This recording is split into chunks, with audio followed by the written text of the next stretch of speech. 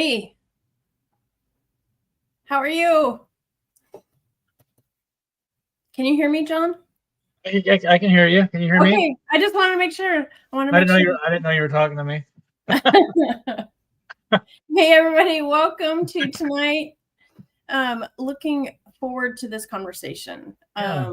with about reclaiming your voice. So hopefully everybody that is on, you'll be able to grasp something that you'll be able to take and move forward with, and so it's one of those things that for me personally was really powerful as I ended up. Hi Linda. As was and Hi Leonard. It was really powerful for me when I was taking a stand for when I left the organization. And John's going to touch on a couple of things tonight too.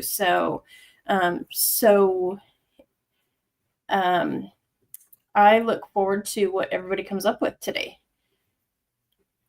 Yeah, we want to encourage everyone to like and subscribe and um share our content, especially if you see value, someone that could benefit from it. Don't forget your journal or your notebook and a pen, maybe write down some questions for later. But we call this session tonight Reclaiming Your Voice. Because when your voice is no longer filtered through fear or control, something shifts, doesn't it? And you move from surviving to creating. Yep. Yeah. And hopefully you're going to look at this information, hopefully not just as a presentation, but kind of as a landing, in a way that you can start a return to you. So we're going to be talking, like I said, we're going to be talking about our voices, and not this isn't the voice that you were trained to use, but it's actually the one that belongs to you. So wherever you're at in your healing journey, we want you to know that we're going to say this over and over. You're going to hear this from us all the time. You're not behind. And also your voice isn't broken. It's just waiting for you to come back to it. So let's jump in, shall we? Indeed.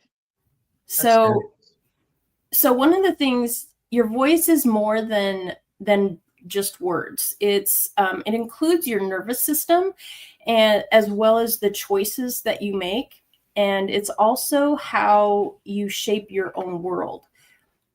All right. And to go along with that, for years, maybe even decades, for a lot of us, we spoke from fear, didn't we? From defense, from a need to be approved or to avoid a punishment.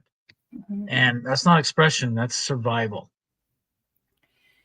And talking about survival, many survivors of high control systems actually learned to speak in defense. I mean, that's what we were trained, not to have our true expression.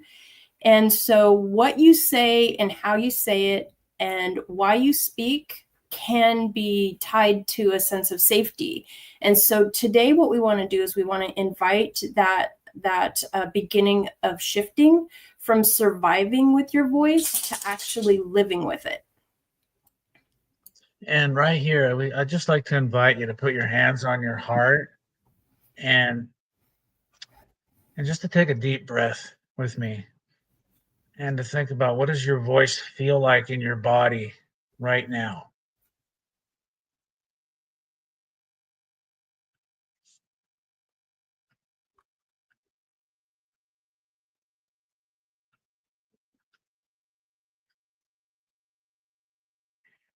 And what we'll explore here going forward is how we stop from uh, speaking from fear, right?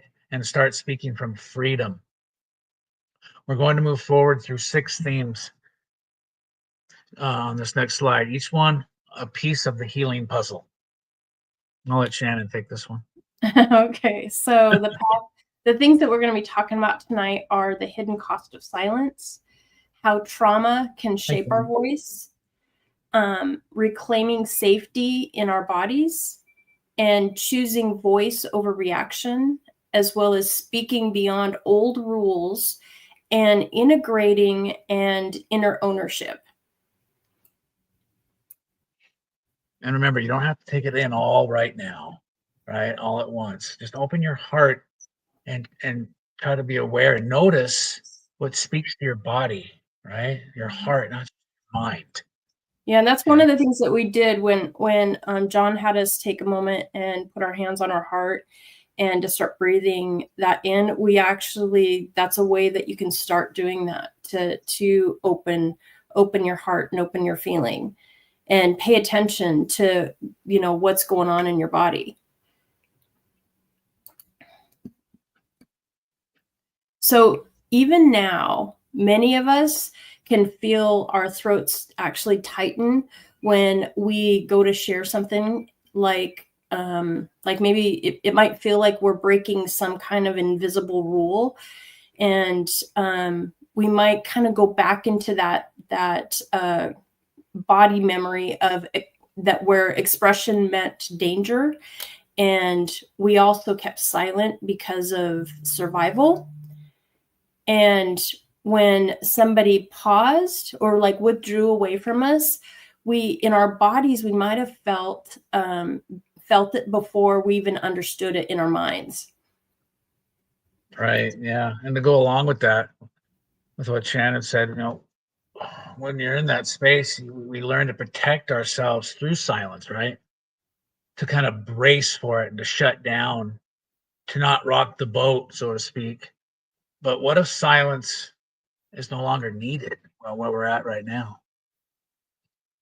And another question along with that is, what if expression actually could feel safe? And so I want to know if people can put in their chat, what has silence meant for you? What is it meant? I know for me, it meant I couldn't be my authentic self and Yeah. be genuine and speak up in certain incidences on, in hindsight. Mm-hmm. Yeah. It was a protection for me Oh, with my family, for indeed. sure. Yeah. Yeah. So anybody else have any thoughts in the chat about what silence meant for you? Meant invisibility. Okay. Yeah, I can see that. Thank you, Ruby. So let's. Indeed. Like I don't matter. Huh. Yeah. Yeah. And safety. Yeah. Yep. Keep it shut and don't say anything. Yeah, definitely. So our next slide. Thank you, Leonard, Ruby, everyone.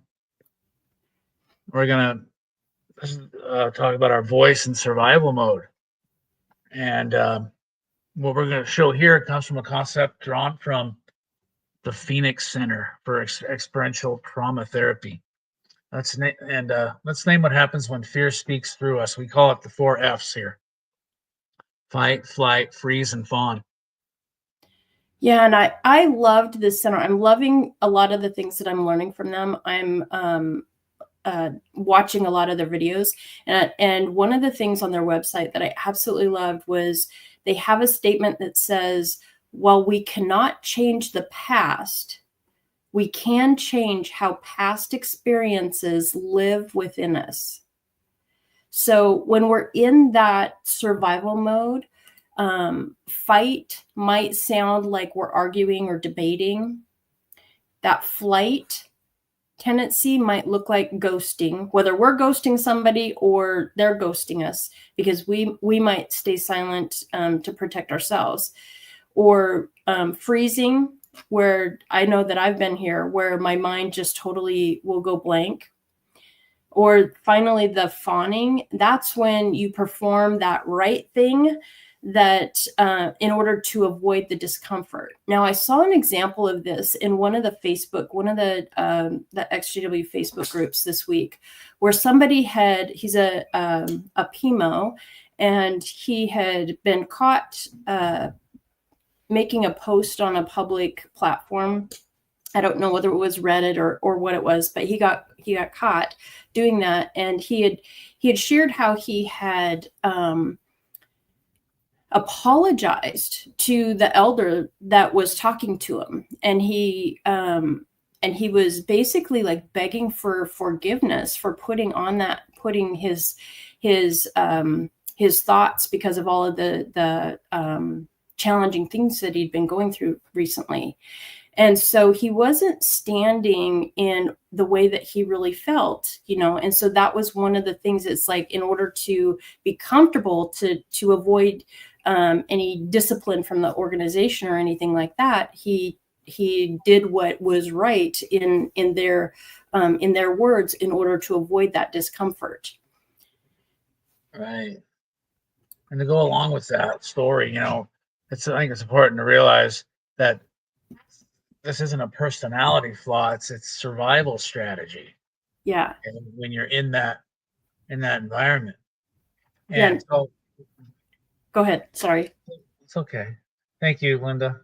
So let's drop in the chat if any of this resonates with you. I know for me, you know, which one shows up in me most often, or even in hindsight in the past, was doing the right, you know, the right thing to avoid confrontation or discomfort.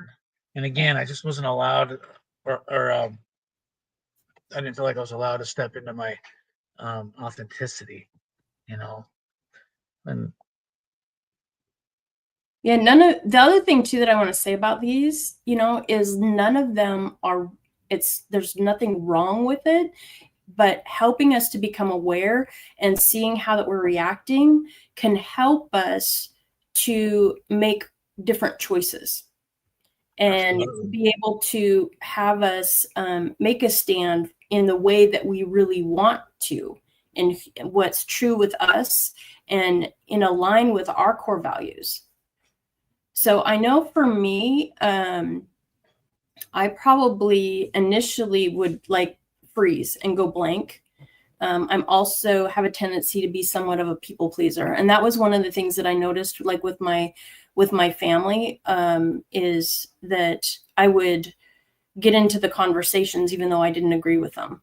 You know, so for me, it probably freezing was the one that stood out the most to me.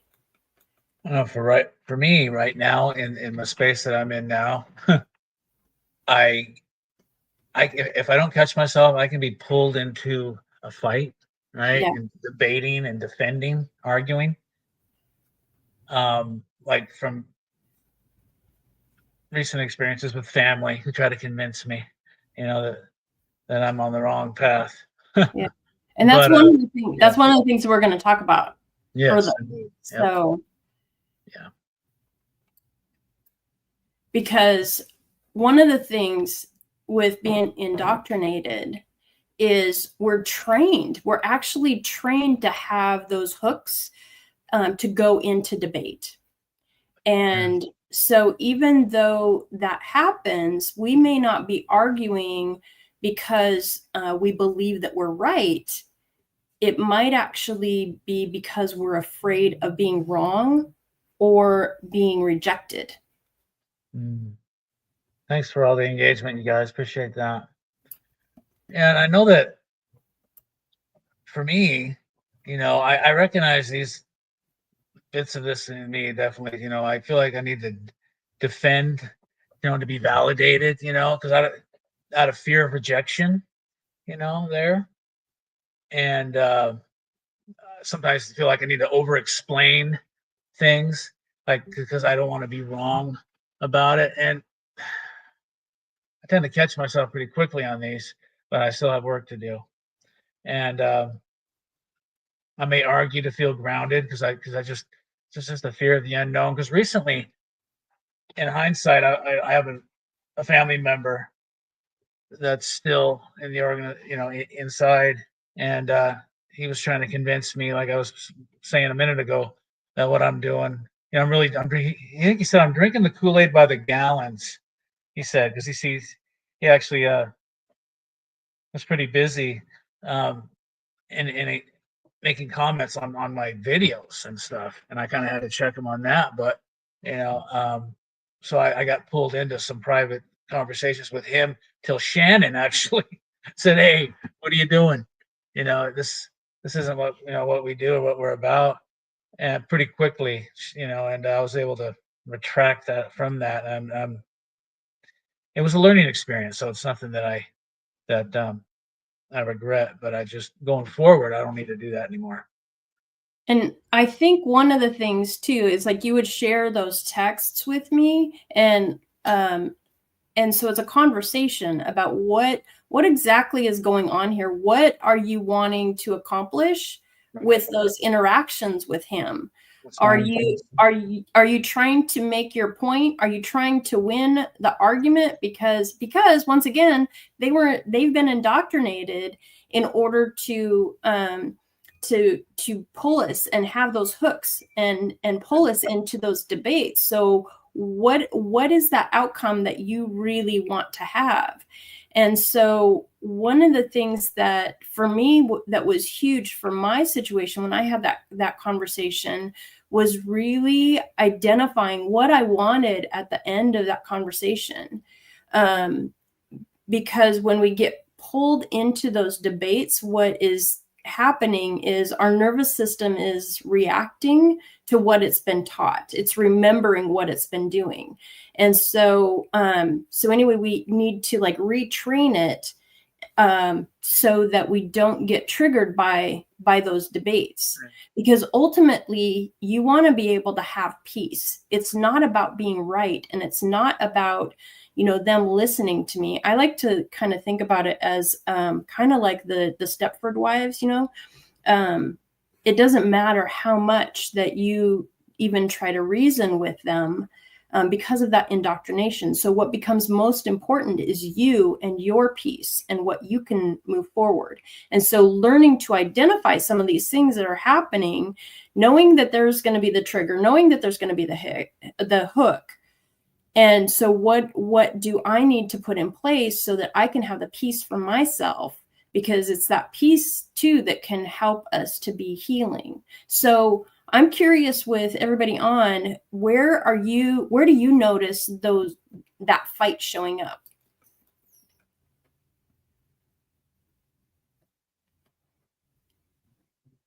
Leonard's a protector. I could see that. Yeah. For me, my big hook for me, people can just ask me a straight question: Why? Why are you doing this? Why have you changed how you think or believe?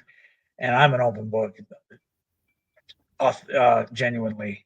I can be. So I've had to pull back from that and put that in check, because it's cost me relationships just by being honest. Yeah. And saying, this is why. Okay. But at first I asked, do you really want to know? Because, and it's just not, I've learned how not to do that. And one of the things that I definitely have learned from the community that, the different YouTube channels, the different ones that have left and that have shared their experiences, one of the things that I absolutely, that helped me was, not trying to explain and not trying to convince them. So that was one of the things that when I had the conversation with my sister, I chose not to over explain. And the other thing too is that I set the expectation and the responsibility back on her and said, I'm not going to tell you all of the details of the research that I found. It's your responsibility. It's your responsibility to find that. So we'll go into a little bit more about what I did there later in our conversation. Yes, I love that, Linda. Making that choice to not have any drama is huge. That and that is a lot of times when we're coming out of this kind of that chaos of what we're having, we end up having that reactive mode. And it can be uncomfortable not having the chaos because we're so trained. Our nervous systems were on such heightened, on a heightened level that any time that would give, we would want to recreate it because that's what we got comfortable with. So, but making the choice to not have the drama, that is a huge step for sure. One thing to remember that just came to mind is that truth is subjective. Okay. Everyone's truth is different. I try to talk to somebody, for example, that lives in the Amazon and worships the sun, uh, just so to speak, something like that. That's their truth. You know, it might not be someone else's, but that's just how different it can look to different people, and you just can't convince them. So I even try, right? Yeah, that's what came to mind. So here we are in this one. So on this slide here, you can see even after we leave um, the high control environment, the rules can still echo inside us, you know, and kind of keep us in that space, so to speak, at times. So there might be some of those rules inside of our head that might be things like, be careful what you say, and don't be too much, make sure that you're staying in line. And then that ends up becoming those internalized voices where we start asking ourselves, ooh, is this okay to say out loud? Or is this too emotional? And the impact, see, your voice starts to feel unsafe, doesn't it? And truth gets filtered, and self-expression turns into self-censorship. And so like I was saying before too, it's not just those beliefs that we are unlearning.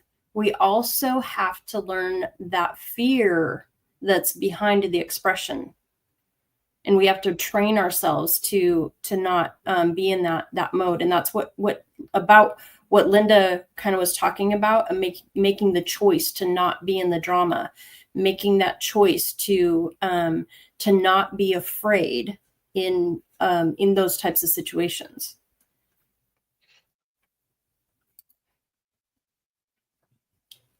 So moving forward here, under pause and safety, it's for many of us, silence used to signal danger, didn't it? So it makes sense if you don't trust the pause, because if someone like paused, you kind of felt like punishment was coming, so you braced yourself, and then you kind of resonates with me that way. Yeah.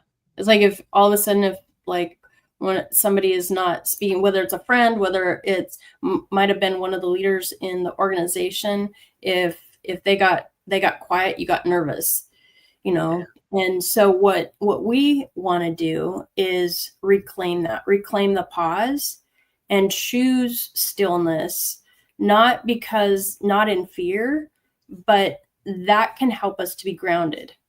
Once again, like when we started out and we touched our heart and we were doing breathing and stuff, that can help us, and choosing that pause can be huge. Indeed. So here we can see that pausing isn't about avoiding, it's just being present, right? And being silent isn't weakness, it's wisdom. And stillness isn't passive, it's a form of power, you know, that you can pull from. And so some of the things that you can do, and as you're starting to do this with your nervous system and setting that pause, is starting to let your nervous system lead your voice, instead of letting it lead that fear that you've got. And this is that shift from being externally imposed silence to actually having that self-honoring pause. And what this can do is it introduces a type of regulation as a gateway to our authentic voice, so that we're not jumping into things too fast. So for example, like when we were talking about the arguing and the fighting and stuff like that, taking a pause like this can help us to reset and to not go down that. So how does your body respond to the idea of stillness? Does it feel comfortable? Is it uncomfortable?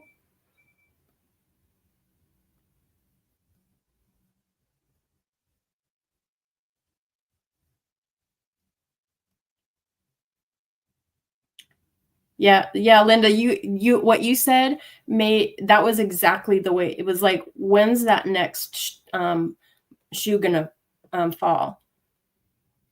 It's uncomfortable. Thank you, Mel.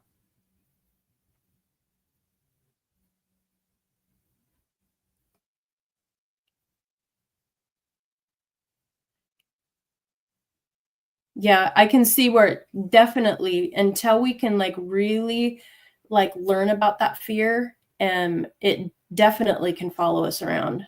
And that's part of the reason why we're wanting to share some of the things that have worked with us. Linda, I love that you said that. That would be a real mind shift to be comfortable in the pause. I love that, and I invite you to be uncomfortable for a little bit so you can start having that experience. Let's have like be uncomfortable in that instead of being uncomfortable in the different reactions. Yeah, there's a lot of power in the pause there. You Mm-hmm. know, it draws people in, it gets their attention. You know, I'm so sorry that I'm not sure if we're talking to Dan or Angela, but I'm sorry that your mom made you feel that way. And if you're on that, you are definitely not stupid. There's very few people that out there. So one of the things, once again, if you go back to the heart and just take a inhale and ask yourself, what's my truth right now in that pause? So being grounded in those questions, that can possibly make it feel a little bit more comfortable.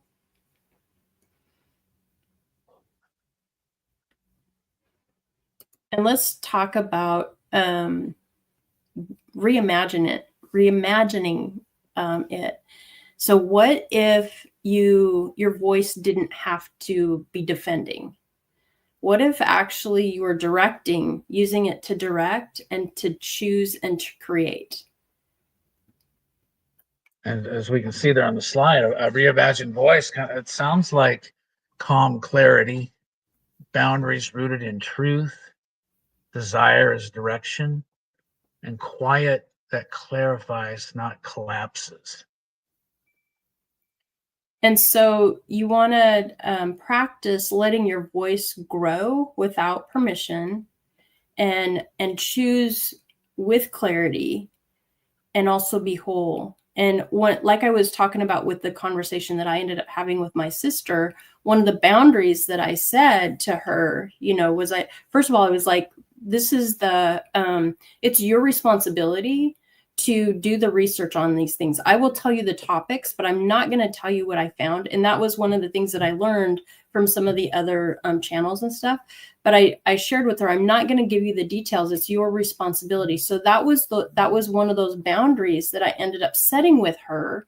So she didn't have anywhere to go in regards to debating at least some of the information that I had found. There were further questions, that she would bring up through our conversation, but because of each time that she would ask it, I would take that moment to pause and look for an example that I could give to her as part of the answer, with rather than trying to meet her on her level. I wanted to bring her to my level and have her, whether she agreed with it or not, I was going to be speaking in my voice and speaking from my truth. And so that was one of the things for me. That's what my reimagined voice was like. I wanted to be able to show up with love as well as show up with authenticity. That was really, really important to me. So, and it's one of the things that I want to be, that's who I am and that's what I want to bring forward. What about you guys? What does your reimagined voice sound like? And if you don't have it yet, what would you like your reimagined voice to sound like?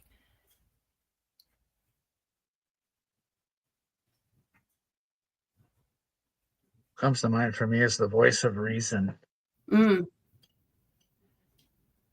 Yeah. Linda, I want to say thank you for your willingness when you say, okay, uncomfortable for a bit. Thank you, thank you, thank you. Mel, I like that you want to be calm and clear. You want your voice to sound wiser than you. You are wise, Ruby. I love that. Powerful, positive, and in control. Because that's one of the things you when you bring that up too, that powerful, positive, and control. That's one of the things that the debates will take us off, right? It'll take us off our center, and we'll end up losing control and our emotions. I think that I've shared this in some of the past, some of our past videos too. When we get in one of those moments, our cortisol goes up, and it actually shifts the way that our brain is working, and a different part of our brain ends up working when we have those higher cortisols. So being able to stay powerful and to stay positive and to stay into control can actually help us to be able to answer from a different part of our brain. Isn't that crazy? I love it though. I geek out. Being aware of that is huge. Yeah.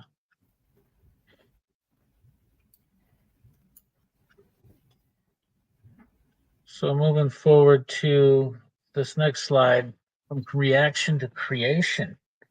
Now, we're not here to fight the past, right? We're here to create what's next. What comes to mind is, for me, is the windshield mentality, where you might look in the rear view mirror occasionally just to see where you've come from, to learn from it.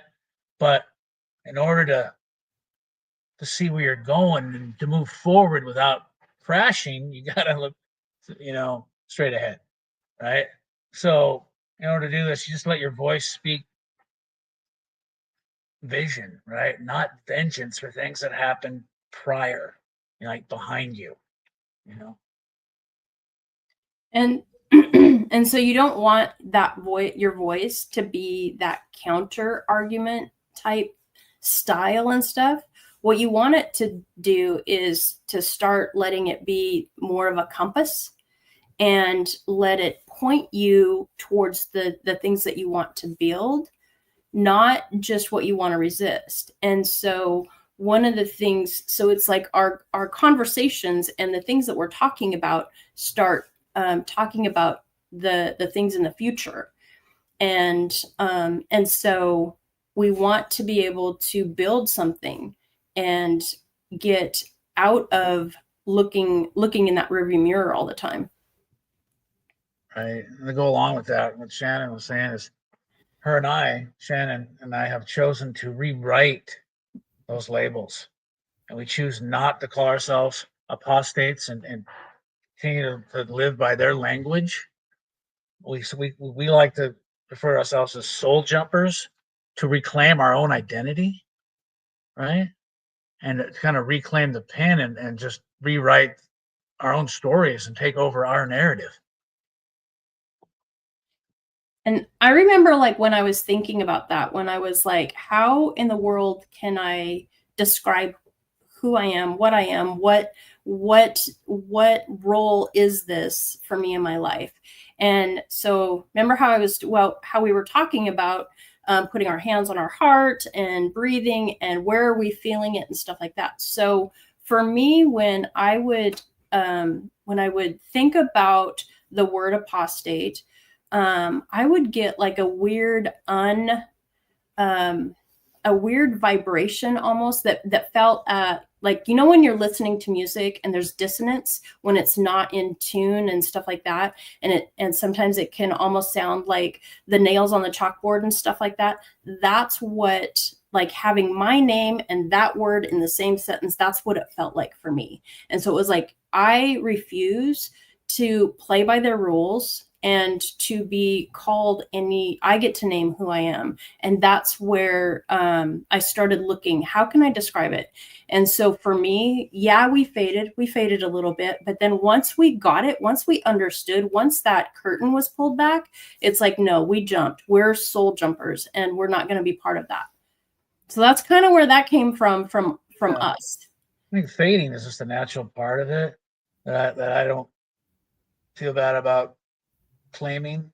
But like what comes to mind is I had made my mind up to write my disassociation letter, and Shannon was like, "Okay, let's talk about that because what is that? That's playing by their rules, isn't it?" And I was like, "Oh, you're right." And I decided not to. And here's one of the things. Here's another thing I want to like really, really drown in regards to that. Whatever you choose to do is your choice. And this was one of the things. This was a huge lesson for me through the cancer journey. I chose with the cancer journey for myself, I chose not to do the traditional medicine. So I did not do chemotherapy. I did not do radiation. I eventually did have surgery. But one of the things that I learned through that was how important it is to be able to be on your own journey and your own path and make the decisions that really align with what will empower you and strengthen you. So in regards to cancer, it's like if you chose to do the traditional treatment, as long as it's in alignment with your core values and who you are, that's it is totally up to you. So when John and I talk about we chose not to do the disassociation letter, that is our choice. Yeah. And if somebody else, if that's what you chose to do, that is totally up to you. So there's no judgment. Again, that's another thing that has been really, really huge with us is no judgment on other people's choices. Oh, there's yeah. This isn't an echo chamber. Everyone here has a different path for sure. So hopefully that makes sense and that was one of the things, even when I started coaching, that was really, really important to me in when we were looking to, when people were telling us, you guys need a coach, you need a coach. I wanted to be able to find a style of coaching or build a type of coaching that could be like that experience that I had experienced as a cancer patient, and being able to meet what you and your body needs with even the coaching. And it was initially was driving me crazy because it's like, how in the world do you do that and write something and put something together that actually will align with whatever that person does? And that's one of the things that I absolutely love about the coaching that John and I are certified in, is that it does exactly that. It meets you exactly where you're at. And we don't give people the answers or tell them what we think, our opinions. We help them to figure it out what aligns with, like Shannon said, their core values, and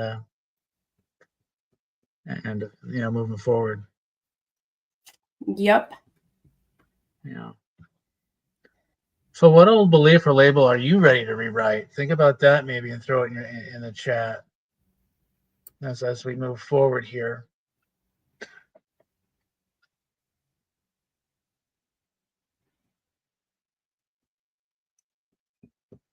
Okay, so one of the things, like I had talked about, like with the conversation with my sister, is that identifying before you speak, have that check-in, and identify whether it's that truth, you're speaking from truth, or if you're speaking from fear. Yeah. It's important. I think it's important to ask yourself, what am I feeling and not just thinking, right? To go from your head to your heart, and what would alignment sound like, going forward? And am I speaking with my whole self or just my fear? Yeah. And one of the things too is that you don't have to be loud. You need to be honest.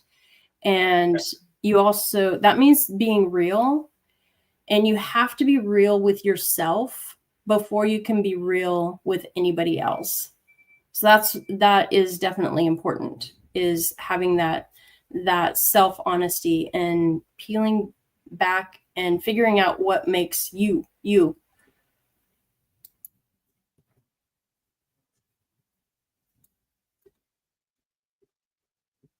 So moving forward here to expression with support. Here you don't it emphasizes here that you don't have to do this alone, right? Expression is vulnerable, but it gets easier when it's witnessed by safety. And that was one of the reasons that we created Inspired by Connection. So this is a free, non-performative space. It's a Facebook group that we created for community and to be able to connect and be able to be inspired by one another and see where we're moving forward. John and I, kind of like what we do on here, we actually go in that group live once a month and do a little mini coaching on on a specific topic each month, and so we can learn from one another and inspire one another. And one of the terms that we've got on this chart too is co-regulation. And what that means in this situation is leaning on somebody who makes you feel safe. And that's one of the things that we definitely want and that we aspire to in that group, whether it's trusted friends, a coach, or a supported community. So if anybody is interested, we would love to have you join us there too. And it's definitely okay to ask for help as you're finding your voice. See, there's no pressure here, no perfection, just presence. A welcoming presence for sure. So I want to encourage you guys, if you've got your journals, your notepads, whatever, take note of this, reflect on this. What kind of support helps me feel safe to speak and to be heard? And really reflect on that. And let me know in the chat too if you are part of Inspired by Connection now, or if you want an invite, because we can send you an invite to join us there too. Definitely. Be happy to do that. I love that, Linda, that you chose to own that invite. Okay.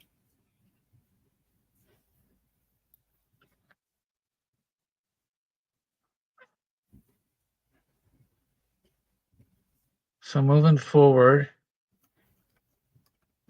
to, I'm going to go to the next one. Sorry about that.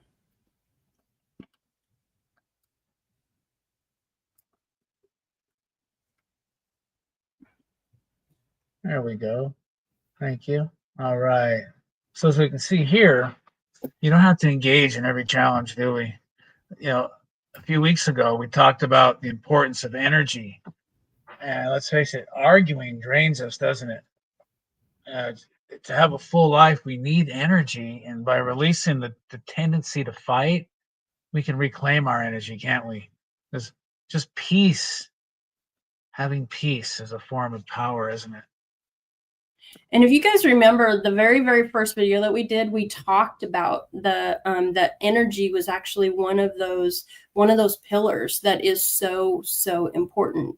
And so by setting boundaries and not getting pulled into those, we can reclaim that energy. And the other thing too is, like, by setting our boundaries, that is a form of speech as well. And sometimes one of the most powerful thing that we can say is nothing at all. Indeed. And as it brings out there, soft doesn't mean small, does it? And resting doesn't mean that you're stuck. And like John was talking about, that peace, when we choose peace, we're choosing power. And all of us want more energy and power, right?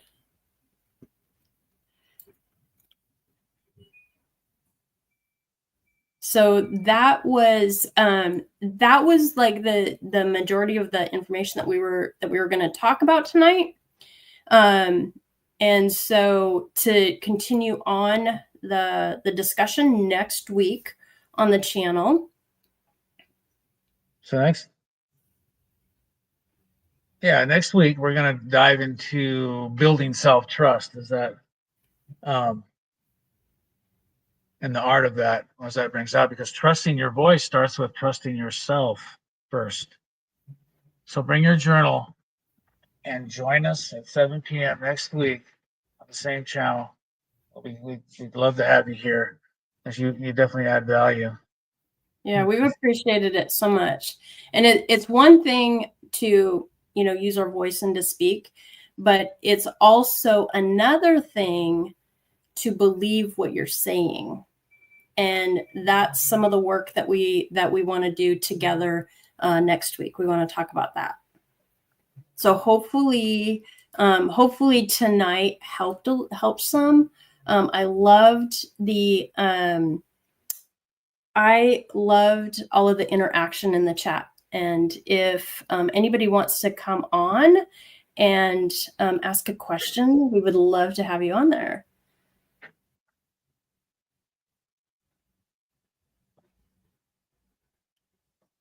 Thank you.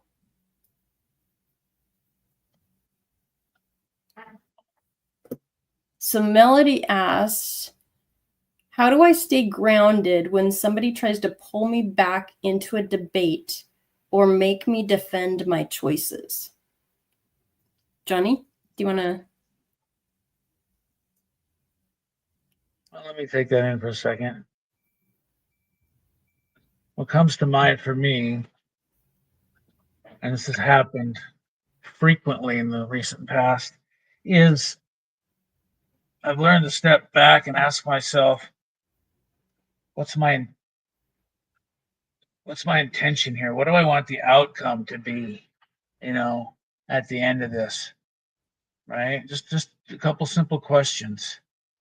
I'm able to catch myself, and as it's unfolding in real time, and if I can't respond without emotion, or impulse, then maybe I can step back and revisit it later, especially if it's in a text message, right? Or an email, something along them lines. I can definitely able to take my time in answering if I choose to. Yeah. But if it's over the phone or in person, then I'm still able to. I've trained myself to ask these questions in my head. What's my intention? What do I want the outcome to be? Do I want to keep this relationship solid, or whatever the situation may be? Yeah. Yeah. Thank you, Melody. Appreciate the question. Yeah, I think too is like, I want to say again, I know, is like the power of the pause. And yes, because doing that pausing, doing the breathing, where you're doing, like, you might breathe in for a count of 4 and hold it for a count of 4 and let it out for a count of 4. That can help you to ground. And so I know we probably sound like preach, but the power of the pause is amazing. it is. So, like Sharon brought it earlier, to answer with that cortisol blowing is not a good place. Not a good place to be. Yeah. So hi, Angela. Thank you for joining us. Appreciate it. Thanks, you guys. I really enjoyed this talk. It's just really great to just kind of reflect on the growth that I've experienced in my life, and just how I've been utilizing some of these things, and then how I still kind of, fall back here and there because of habit. I just think that reprogramming our mind is really important. Like restating who we are, like you said, to kind of reinvent your avatar. I guess you didn't say it that way, but you know what I mean. You're like, who do I really want to present myself as? And just practice it, because sometimes because we've been in these cults, we feel like everyone else knows better than us. And our parents maybe even kind of emulated that. And our fathers maybe treated us like we were not, I don't know, even allowed to speak. So now we kind of have to speak up and own our power and speak and say what's important to us, and then not even be concerned with what other people think. And it's just fun to practice all these things and get stronger and stronger, and keep reminding yourself of what you can do better. So I really appreciated all of this. I really, really did. Oh, thank you so very much. Thank you for being here. Yeah. Did you have any other questions? No, I really don't. I just like this refresher, and I picked up a few little things. I'm right at the moment that they're not coming to my mind, but I really, really, so it was in the beginning of what you were talking about in the beginning, of like not being aware of your emotions, what's going on inside. Like in the beginning in your life when you're rejected by your mother, say for example, and she's not liking what you're doing, and then you kind of take that into yourself. And it registers in your soul, maybe say, but it didn't register quite yet in your Mhm. mind. So you haven't decided yet that, oh, I'm stupid. That's what it's all about. Yeah. It's that initial feeling. And oddly, that habit of feeling that way can still be with you even today when people make you feel that you're stupid. You know what I'm kind of saying? And so being aware of that happened a long time ago, that kind of set thing that happened in your body, and then eventually went to your mind and got set in stone, and you have to kind of undo that by reprogramming and say, no, you know what? I'm not Mhm. stupid. No, that they're just, it's really not my problem. It's really their problem. Or, you gotta, I don't know, you talk yourself through it. And like you said, choosing to own your power by saying, you know what? Just because you presented this to me, first of all, I don't have to answer it if I don't want to. And I can take all the time I want in the world to answer it if I do want to say a little something. And like you said in the beginning, you decide what you're willing to divulge and what you're willing to share out there. And otherwise, you just set the boundary and say, no, this is your responsibility to learn about these things if you're interested. Right. But argue, no. And I don't know, I just loved all of this. I really did. It was just really great to hear all of it. Thank you, Oh, Angela. well, thank you. Yeah. Awesome. All Thank right. you. Well, it looks like we've got another guest, but backstage. Thanks, So, Angela, Angela. thank you so much. Thanks, guys. Please tell others about our show. Appreciate it. I will. Thank you so much, guys. You're very Bye-bye. welcome. How do I say goodbye? How do I get out? Um, There we There we go. go. That's on our technical team. Hey, Linda. Linda, no, just Hi. before Linda. before you say anything, I want to, Leonard posted something. How do you handle it when somebody treats you less than they are? I'm assuming when they treat you less than what you think that they think you are, that they think that you are. Is that what you meant? I'm not quite sure. Less than you if it are, is, you mean? yeah, if somebody is treating you less, number one is like, why are you having any why are you choosing to continue to have association with them? Know why that is. And then I would also get curious. Is like what's the reason behind there? So, okay, Linda, on to you. There should be a link there, Melody. She's asking how she gets on live. For her to click on, right? I'm not seeing it on my end, but Yeah, it's in the chat, and yeah, it literally says StreamYard, there you go. and it's with the chat with Ruby Quinn. It would be in her chat. So if this is a couple of shows, I know that's how I got here. So Thank you, hello. You know, I've been getting culty vibes from you guys since day one, minute one, yet I have not seen any cult tactics or techniques, but my gut is like, okay, these two are a cult. Like I know I'm reacting from my experience, but what I'm saying is you guys have been true blue.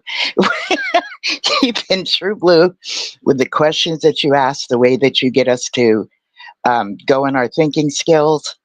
This is a compliment, is what I'm saying. I still. Culty vibes. Okay. No, I look at many things in life this way, and probably because y'all are organized. Okay, I'm probably getting like, they're organized, and God's an organized God, and right. So I'm just saying that, since I've shown up, every time I'm pleasantly surprised, even though I've got this sense of, are they a cult? So I'm just saying, so far, so good. Thank you. And you've brought my mind to places that I've been pleasantly surprised to go to. So thank you.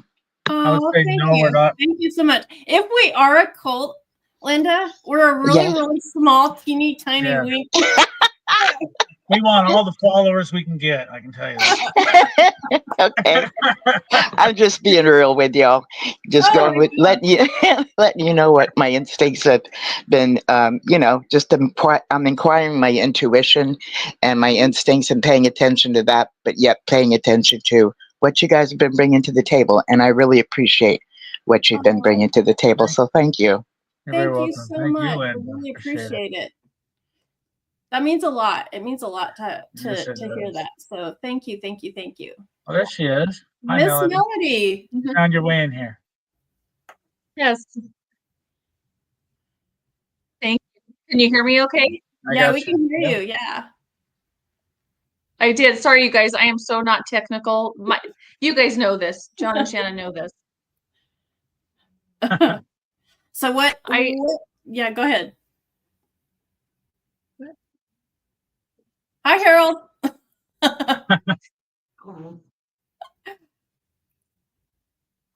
I just wanted to say how much I appreciate the information that you guys have been putting into these lives because it's so informative. Mm, And the points that you're making, like I think I've mentioned to you before, Shannon, because I have worked with you a little bit. You've helped me tremendously. That will be for another time, I hope. But as you know, I'm afraid of being seen. I'm afraid of being heard. And that has taken such a huge toll on my life since I've gotten out because I want to grow and move forward. And you need to be seen and heard and feel comfortable with that in order to move forward and grow whatever it is you're wanting to grow. So thank you for the questions that you ask me that help me to think for myself about the answers instead of just providing the information. You always ask me just the right questions. So I appreciate that greatly. And I appreciate very much how open and honest you and John have been, completely transparent in what's been going on with you guys. And I really appreciate it. Thank you. Will you do me a, I'd love to put you on the spot for a minute. Can I put you on the spot for a minute? So one of the conversations that we had recently, we're going to have Melody back in a couple of weeks. She's our sound bath person. So we're going to actually, in 2 weeks, we're going to talk about sound baths. But one of the things, will you share about how you were showing up initially into doing the sound baths and how by visiting some of the things that you had that you didn't realize were kind of putting walls up? Can you talk a little bit about that? Or is it too much? Uh-oh, you muted. You got muted. There we go. Yeah, I have a weird loop, so I keep hearing myself when I'm talking. I don't know how to fix it, and Harold was trying to help me. But anyway,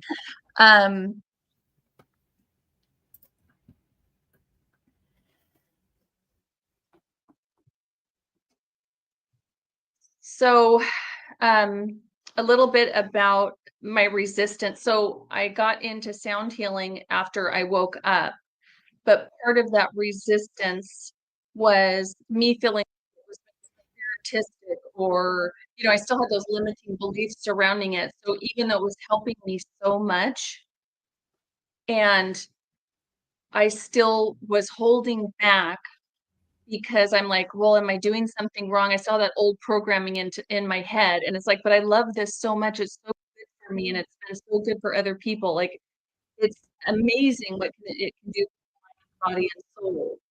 Yeah. What it can help you release and all of that. But my resistance was my limiting beliefs about, is this okay? Number one, to learn about and practice. And number two has been, like I just said, getting out there and creating this business. My biggest challenge is that I didn't know until you and I talked about it, worked through some of it, is I was afraid to be seen and heard, because as this whole entire evening has been about, we've been programmed, we've been trained to not be seen or heard other than if it was just that one path, that one, you know, connection through the Yeah. organization. Otherwise, nothing else was okay, really. And Yeah. so it was trying to get comfortable with that. And you've helped me so much with that, that I'm nowhere where I'm so much further than I ever thought I would be. It was so cool to see and hear your experience after that too, after that, like, aha, and the connection then it was really strange for John and I when we went into our networking organization and feeling like being able to have our heart open to other people and to truly be there. So I heard that in your voice when you first came out and shared about how these people were coming to you and talking to you and sharing what their experience was and stuff. And so being able to have that connection it's amazing. And that's one of the things that as the hopefully the people that we are connecting with more and more can start having those types of experiences where there is no walls up in their heart.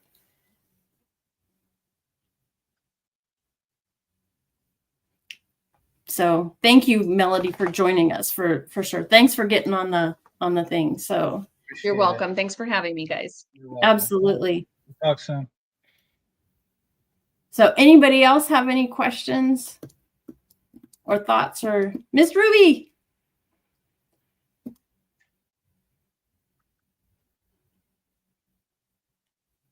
Hey guys, Hey.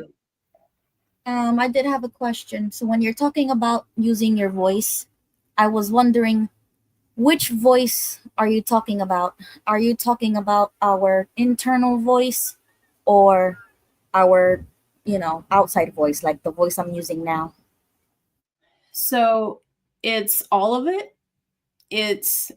But part of it is making sure that you know like what your core values are and know that your internal voice is aligned with those core values. And once you can make sure that that is fully in alignment, that will start coming out in your in the outside voice. Does that make sense? Yeah, because I've realized after a while of all of that external fighting and defense mechanisms and coping mechanisms that in reality there was never a voice or an identity to begin with. So Mhm. every time I spoke or I tried to listen to my own internal voice, it wasn't me. It was Watchtower, or it was my mother, or it was toxic or dysfunction. It was like a negative voice that would always tell you the wrong things because that's what you always heard, and you just convinced yourself or believed those negative voices.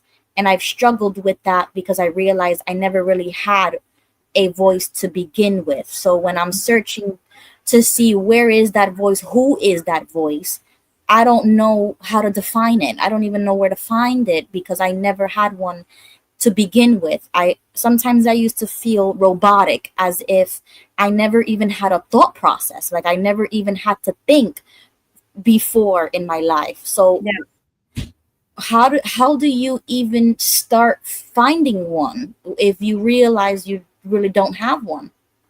So one of the things, it's like I'm going to go back to the breath. I'm going to go back to, doing the grounding and being quiet enough to listen to what comes up.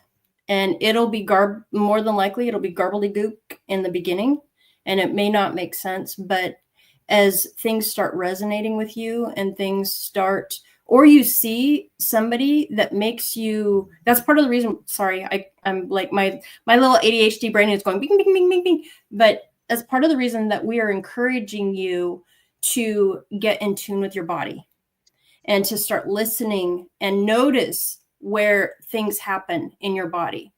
It, whether it's in your head, whether it's in your heart, whether it's in your stomach, whether it's in your knee, whether, wherever, be paying attention to what is going on within your body in certain circumstances, and be curious about, was it a good feeling? Was it a bad feeling? Is it a vibration? Like I said, for me, it'll sound like dissonance. If something is not in alignment with me, it reminds me of dissonance. And so that will make me look back. And you and I have talked, Ruby, too, about when I ended up leaving the insurance company. That's what it was like for me, was that dissonance. I knew that something was off.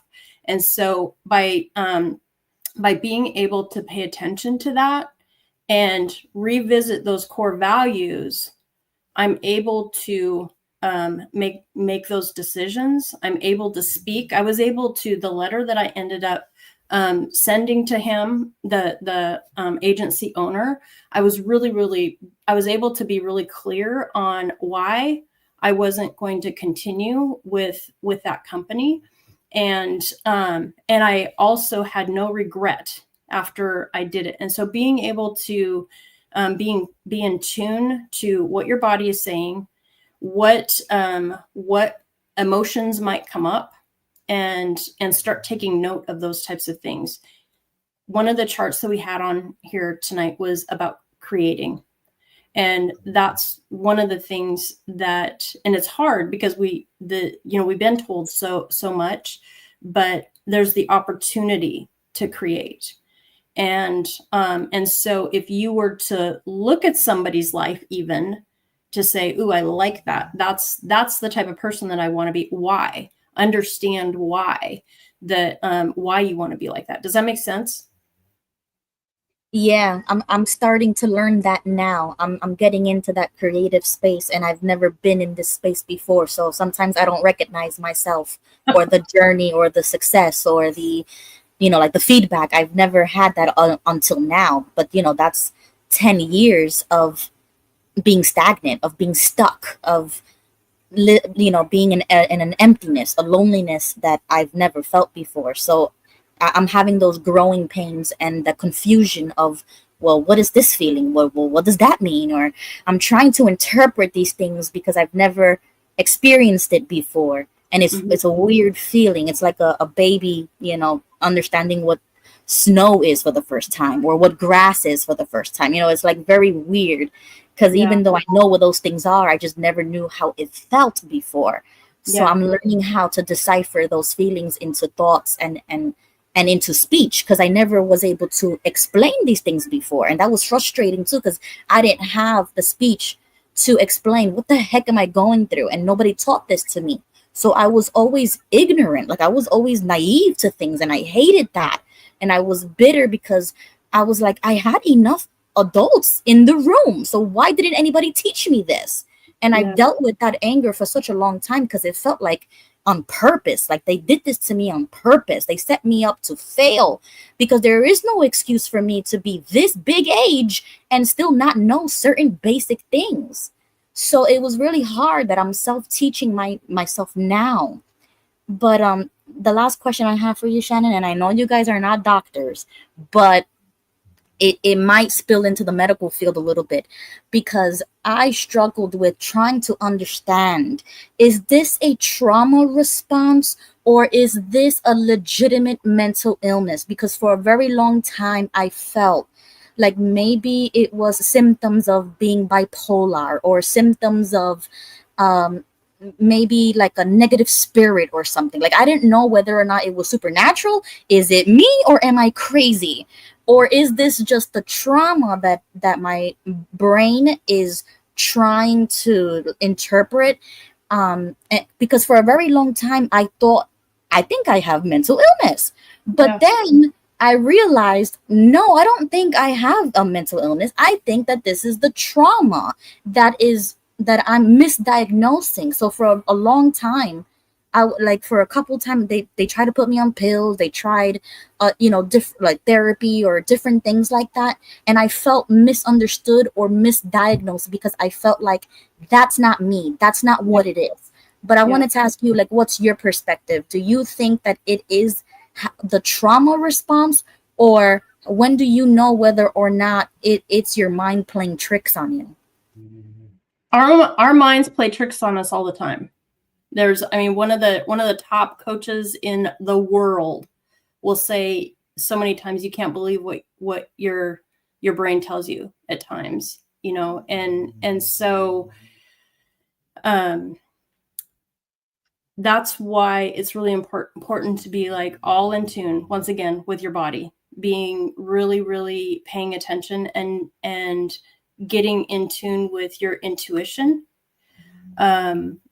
And like, you're right, we are not doctors. We can't do that. But some of the things that you had said in regards to like the meds, and the meds didn't work, and that would kind of my experience. I had went through depression I suffered from depression until I was 49, and was on medication for over, man, John, how long was I on meds? Over 10 years, I think. And so it actually wasn't until I went through the cancer journey that I got off of the meds, and I've never had to get back on them. And don't have those episodes. And part of it was learning, having that education, and learning about myself, and learning about the different experiences that I had gone through and how they did impact my life, that I was able to really realize that it wasn't true depression. Because the other thing too is like, none of the meds worked, because I didn't have the chemical imbalance. And so it's one of those things too. It's like where we have to take responsibility for ourselves and really figure out if that's the case. I can't see, I mean, what I know of you, I would be surprised if that was the case, that you were suffering. Trauma is tricky.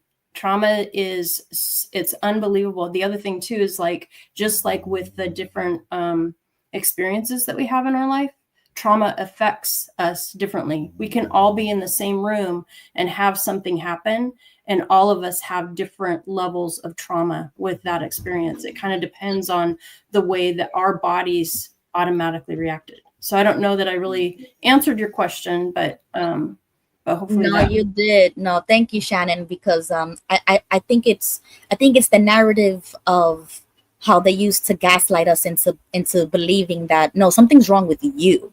And in reality, it was something wrong with them. Mm-hmm. And to conform when I couldn't conform is like, well, is something wrong with me? Well, maybe something's wrong with me. So it was always those confusing thoughts of, well, maybe I need to change myself, or maybe I need a pill to make me nicer, or to make me care more, or something. But I never. Now I realize it was probably postpartum depression after having all those babies that I did before the age of 24, with absolutely no help. So, that's what made me realize, like, okay, let's stop and pause. Like you said, it was like a railroad, and it never stopped. But when it did stop, it crashed and it exploded, and I didn't know where all those pieces fell. And for the longest time, I've been picking them up and trying to figure out who I am, whether I liked it or not. Because then I started realizing who I was, and I'm like, well, do I even like this? Or can I change that without feeling some type of way? So this is why I appreciate. What do you think the answer is? What do you think the answer is? Can you change? I would say yes. I can safely change those opinions or stances or pieces of myself where 5 years ago I would have said this is fine, but now I'm not fine with it anymore. And it was hard to change that because I felt like I had to prove a point, or I had to be a certain way because of my religious views or my political views, or, like I had already said something, so I had to stick to my word, and I couldn't go back on it. But I don't feel like that anymore. There's no more legalistic things in my life or standards anymore that hold me to a book of rules, instead of just going with the flow of things, and that it's okay for those things to change without everything else collapsing or changing. Because I used to hate that change. It was scary. It was like, I just want to be the old version of myself. But I had to like get rid of that. That's dead and gone. It's the new me, the new, everything. It's 2025. Like, stop with the nasty, like that old personality is gone. And that phrase was triggering, like old personality, new personality. But I've had to reprogram the definition of those phrases and realize that it's a positive thing to be new now, to be different, and to think differently, and that there's nothing wrong with that. So this is why I appreciate your shows and your setup, because it's like I have somebody like you guys that are actually verbalizing and helping us with the visual presentation of what I used to think, but I couldn't say it or couldn't find it in someone or couldn't find it in a therapist or whatever, without them looking at me like I'm crazy. So this is why I appreciate you guys. Thank you so much for coming on. Oh, well, thank you. Thank you. Thank you. I really appreciate it. And part of the human experience is learning and growing, and having whatever we can put in front of us can take us to a new level. And so always, always, always we want to stay on that growing path. So I hope that this helped. I hope that everybody enjoyed this. It sounded like it resonated pretty well tonight. So I appreciate everybody's interaction. One of the things too that, like Ruby was kind of talking about, is having all those broken pieces all over the place. There's absolutely no pressure to get it perfect anytime. All right. And the moment that you start, though, paying attention to your body, to your voice, that real one, the real voice that is inside of you, underneath that layer of defense, underneath that urgency, and underneath that echo of the old systems, that's when you can start that process of reclaiming it. And you have started. You being here and having the conversation and looking forward, you're starting that process of reclaiming your voice. And so I want to take a minute again and remind you guys to take that deep breath. And then I want you to consider, I'm going to have John read these questions. Consider these. Take them. Yeah, there's a few here that, where have I been reacting instead of responding? What does reclaiming my voice feel like in my body? What's one choice I can make today that clears my path going forward? And you can just take these prompts with you. I mean, they're not homework. They're just kind of homecoming, so to speak. You can just start with just one. You might just whisper one truth back to yourself today. And remember that, I wanted to mention that finding your voice would look different for everyone. Mm-hmm. But I think it definitely involves, for me, was just finding my identity. And it didn't happen overnight. It's still evolving over time, and it will continue to. But I've had to set boundaries, with myself and other people. And I'm in the process of forming a new belief system. And I think all this, in order to find your voice, you need to figure out your values and principles, which is ongoing, and use them in finding your voice, and building self-confidence. You can't wait to do something. I mean, you can't think, as soon as I have confidence, then I'll do the thing. You have to do the thing and become competent at it in order to gain confidence. And that's how I'm finding my voice. And I'm still figuring it out. It's just an ongoing process. So it's never going to be perfect. And having confidence. So we basically got a kick in the butt from Ruby to start doing this channel. Never in my wildest dreams would I have thought that I would be doing a live YouTube channel. But I want to remind you too, it's like your voice is your power. And it doesn't have to be loud, and it's not because it's loud. The thing that gives it power is when it's yours. But you also need to use it to create what comes next. Those things that are coming up next that are in your words. And it's your rhythm and it's your time. When you do this and you know those core values and those core pieces, you're going to make good decisions that align with you. And you're going to choose what's right for you and walk in that direction of your truth. So I want to know if anybody has a word that you're going to take with you today. Put it in the chat. Or just continue to search for one, Yeah. and notice it when it comes up. Write it down, or something. Tell someone. That way, you don't lose it. Yeah. Believe it or not, my word is, I actually have two. One of them is deserving and the other one is fear. And so those are my words that I have taken, that they were given to me by the universe or whatever, and that has really aligned with the direction of my life. So I personally want to thank everybody for being here. And if your voice feels a little bit more like it's yours now than it did about an hour ago, that's growth. And that is enough for sure. For me, my word, or two words, kind of the same actually: authentic and genuine. That's who I'm allowed to be today without being afraid, shrinking back. Thrifty likes choose. I like that. Create. Yes, yes, yes, Linda. Thank you. Love that. I love those words. I love that. The thing that I like about the words that you're choosing to is that they, to me anyway, they feel forward moving. They feel, not like John was talking about the windshield. And so those do not sound like rear view mirror words. Right.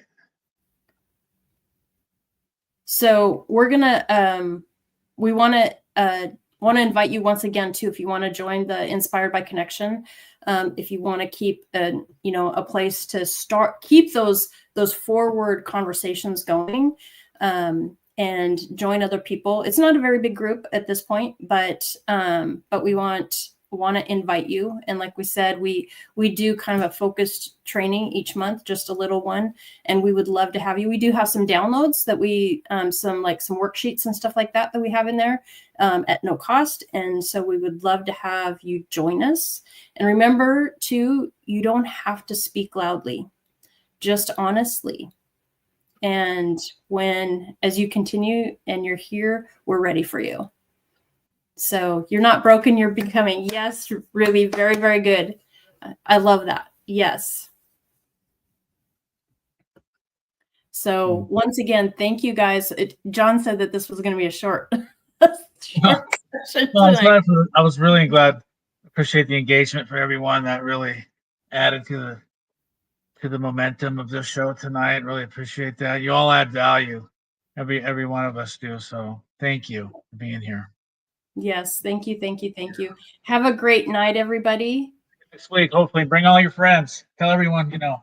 Thank you. Yes, we did get more followers and stuff like that. So it is, I guess the word is starting to get out there, and we just really appreciate it. And hopefully we have given some help. So and would love to hear what you guys are learning. So that's one of the things with the group too, is like you could share it in with what you learned. So thank you. Anybody wants to reach out and DM us, we're open to that. Appreciate that. Yep. Thanks, everybody.